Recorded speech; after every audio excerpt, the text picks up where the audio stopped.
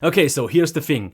The proper balancing of the amount of information that I'm going to provide you in my future reviews will become something more and more important, because if I make a shorter, less detailed review, it just doesn't save me a lot of time, but also you.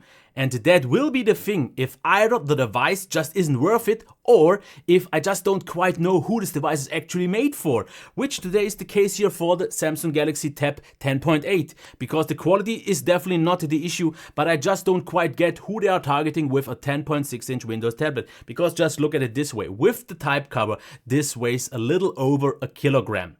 Now, the thing is, I can get for a little bit over a kilogram also a 12.5-inch, sometimes even a 13-inch laptop. Okay, sometimes more expensive, but it comes with a lot of benefits, like for example better battery life, proper ergonomics with a proper keyboard, and maybe some more performance. And that's why I will briefly talk about a few things and just talk about what I think is actually worth talking about, because just look at it. This is a 10.6-inch Windows tablet that weighs 650 grams, where Android or iOS devices at this size are like 100 or 200 grams less. So no problems here for what you get on Windows, because you get a microphones, a proper build quality with nice buttons, and the layout is fine. But as you can already see, not really any ports besides USB Type-C, so already here you are limited, because if you want a Windows machine, you definitely want more than a headphone jack and just that. So that's the first thing. And the next thing is, Windows still isn't the best device if you just want to use it with touch, so at some point you will need this type cover. Now, all of that is nice, but as you can already see, you're running into the first limitation. In this case, you get 3 angles. This would be the highest one, then you have also this one, and also this one. And in most cases, this absolutely works out fine enough. No problems if you are on a desk. But the first thing where it also already starts to show where it's not that great is if you want to use it on the lap, this gets quite cumbersome. Because the keyboard on its own is quite good, but typing on it definitely isn't the very best experience, because it will either flip over or something like that. So it's not a proper solution. It's also flat. And I have no real complaints about this keyboard at all, because I would say the travel is actually quite a lot, as you can see here. Quite a nice feedback. Of course, you are a little bit limited in terms of size, so this is where it's not that great. Usually you also don't get backlight, which is the case here, unless I've missed it. And as you can see also, even though the trackpad works out absolutely nice, it is just very small, and it reacts very well, it's just so small, and I don't think this is for someone who wants to be really productive. And that's already my first issue, because you get a 10.6-inch display with quite a lot of bezels, as you can see here. But the thing is also, 10.6 inches is usually a size that you watch media consumption on, or that you watch videos on, for example, on an iPad or an Android tablet. And you don't really want to be productive, because if you would try to be very productive on this, I just think the size is a little bit too limiting, because it will get cumbersome quite early, I would say, because it is just small and things cramp up. And that is kind of my main complaint. If you have no complaints with this, if you have once worked with a 10-inch Windows tablet and you know the ergonomics with the angles and all that, the lack of ports and all that, then it's fine. And the qualities, like I said, of this device are actually nice. And I want to get to actually one thing. The reason why I'm not quite sure about this display, because as far as I got the memo and as far as I've seen on spec sites, this is supposed to be an AMOLED display, but it's not, because as you can see here, I have IPS glow, and I know it's not quite so much visible on the display, but this is not an AMOLED display, because let's actually try this. Let's turn off the light, go to black. You can see there is IPS glow. And the IPS glow isn't big, but it's there. So this is not an AMOLED display, which is just weird. I just don't quite get that, especially since sites said something different. But the sharpness is absolutely nice. I have no complaints with it. The white point is nice. The black is absolutely fine. Colors are also brilliant. So it is a really good display. I would actually maybe say even very good, but nothing more, because we have so many high-res displays these days with maybe even better qualities that I don't think this is something to really brag about. Now, what's the next point? Just real quick, the sound.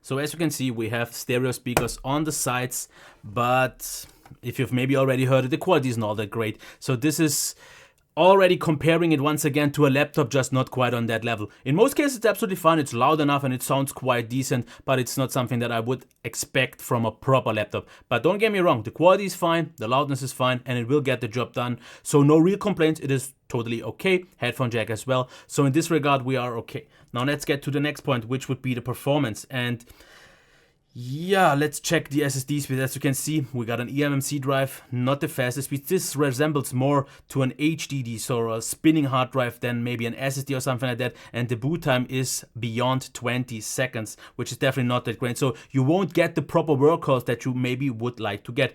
What I have to say though about the Core M here, it works totally fine. As you can see here, browsing in Chrome, very smooth, and you can do all of these, because I've said this already so many times. If you just want something to get your normal work office stuff done, if you just want to answer emails, work on some documents, browse the web, also watch videos and all that, you can do this on a Core M just as fine as on maybe Core i5 or something like a dual core.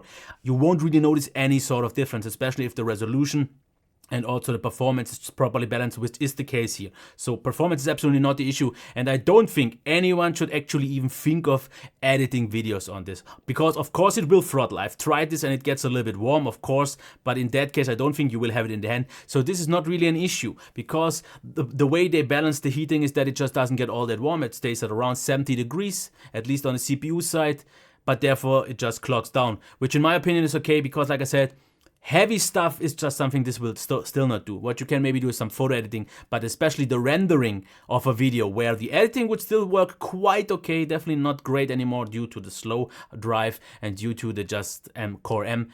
Rendering will take ages. So that's already about the heat and noise. I don't have to say much, because like I said, the temperatures get fine.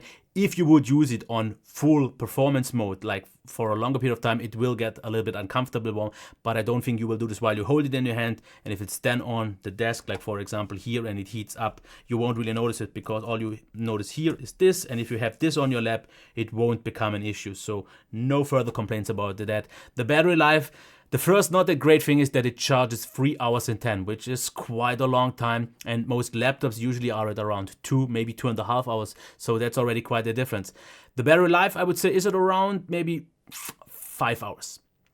Usually more like 4.5, so expect somewhere in between, maybe 4 hours on a little bit heavier use, maybe 5 and a little bit above with easier use. But I also once again have to mention that this was with all display power saving technologies off, and my use with a little bit of a brighter display usually also, which leads me to say that you could expect at least 1 hour more, because 20-25% is what most reviewers usually get more than I do. So that's just about that. In terms of software, not really worth talking about that. So let's cover the actual qualities that I briefly just glanced over it. Now, like I said, the keyboard on its own, absolutely nice build quality. It just doesn't maybe feel super premium or something like that, and it's just not the lightest one, with definitely not the smallest bezels. Adjusted up just fine. The type cover also, a nice keyboard on its own. I would say actually quite a good typing experience for quite such a small size, with an absolutely fine just small trackpad. Like I said, the display is actually very good. I just don't quite get why it's not an AMOLED as advertised. So I don't know if something has changed here, but either way, it's a very nice display. Also, the speaker does the job just fine, won't blow anyone away.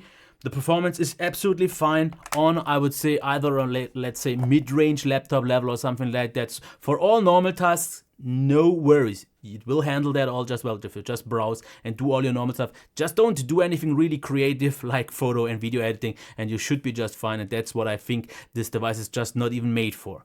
Battery life should get you mostly through the day. If you plan to use this for something like school and so on, it should actually work out quite okay. It should get you mostly through the day. And then there is the final verdict here with the pricing. This at around 700 euros here in Germany. I can tell you that in some way, yes, it's worth it. I don't see the issues. But if I just look at the market, like I said, if I can get a 12.5 incher that weighs pretty much the same, has a keyboard, the better ergonomics, since we have a proper hinge, we have a proper keyboard and all that, usually a bigger display, better battery life and so on, then Sometimes you have to pay more, but if you, for example, are okay with something like a Surface Pro 4, which is a little bit older by now, you can get the way better device because it's not just bigger. Overall, in terms of quality, it's just better. Yes, maybe in terms of ports, not quite future-proof anymore, but with just one USB Type-C here, you will need dongles all the time. So I don't see this to be that much of an issue if you go for the Surface Pro 4. And that one, with the Core M version, I think it's just a way better choice because usually at around this time you can get it already for around $750 with a type cover, and then you just get the way better device. Of course, it's a little bit heavier, but believe me, it is worth it, especially since I don't quite know, and this is actually something that I would like to get answered from you. Who do you think this is actually made for? Because I personally think that if you go for something like a 10-incher, you should go for Android or iOS because this is more of a media consumption device, but less of a maybe creator's device. And I think you just make too many compromises if you go for something like this, because yes, the convenience sometimes is nice to have something very nice and compact, but this is not really so much smaller as you can see here, for example, than this 12.5 inch, because this is a 12.5 inch, actually a very cheap one, and as you can see, you don't really save up that much space, especially if it's even since bigger. And I guess portability in terms of weight is more important than for a few people than just the size. And that's why I would say either go for a laptop or go for a Surface kind of device. They usually offer the way better overall device because I just am not a fan, especially if you want to use something more as a kind of laptop with a type cover. I mean the type cover that is pretty much the hinge as well, because you will need to use these a little bit weird angles and flaps and so on. And like I said, the overall qualities of this device are absolutely fine and everything that is in line. It's not cheap, but I think, like I said, the category is a little bit off. So let's just not make this not too long, which it already is. And let me know if you found this to be still helpful, maybe with a thumbs up, comments down there below, and maybe even a subscription. Yep, that's it. Bye.